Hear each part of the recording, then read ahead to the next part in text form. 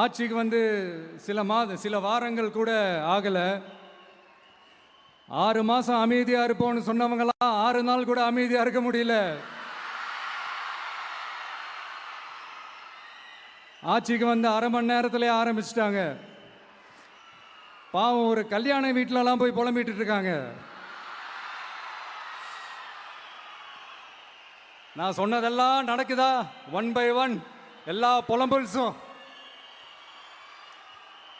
அது மாதிரி இத்தனை வருஷமா மாத்தி மாத்தி உங்களை ஏமாத்திக்கிட்டு இருந்த இந்த 2 பேரையும் வேண்டாம்னு சொல்லி ஒதுக்கிட்டு உங்களுக்காக உண்மையா உழைக்க வந்த உங்க விஜய,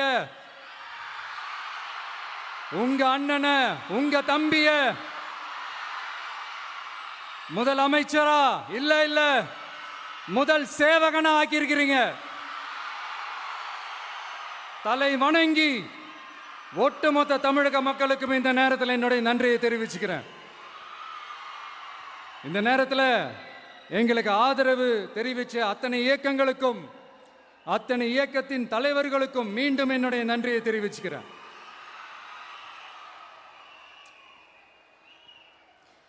புரட்சி தலைவர் எம்ஜிஆர் அவர்களுடைய முதல் தேர்தலில் கூட இந்த அளவுக்கு ஒரு ஓட் பர்சன்டேஜ் வாங்கலை அப்படின்ட்டு நிறைய பேர் சொன்னாங்க.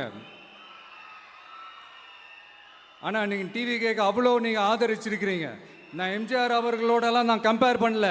எம்ஜிஆர் தான். ஆனால் நாம பெரியார், அண்ணா, எம்ஜிஆர் அவர்கள் வழியில் ஒரு அன்பா உழைக்க வந்த உங்க விஜய், அவ்வளவுதான். 1977 நீங்க போடாத ஓட்டை 2026 நீங்க போட்டிருக்கிறீங்க. என்ன ஒண்ணு, இன்னும் கொஞ்சம் அதிகமா ஆதரிச்சிருந்தீங்கன்னா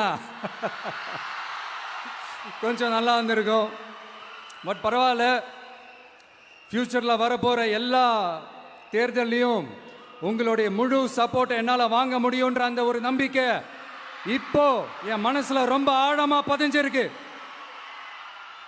ஏன்னா நீங்க அமைச்சு கொடுத்திருக்கிற இந்த ஆட்சியில எல்லா நன்மைகளையும் நீங்க கண்கூடா பார்க்க தான் போறீங்க அப்படின்ற அந்த கான்ஃபிடன்ஸும் இப்போ என் மனசுல ரொம்ப ஆழமா பதிஞ்சிருக்கு.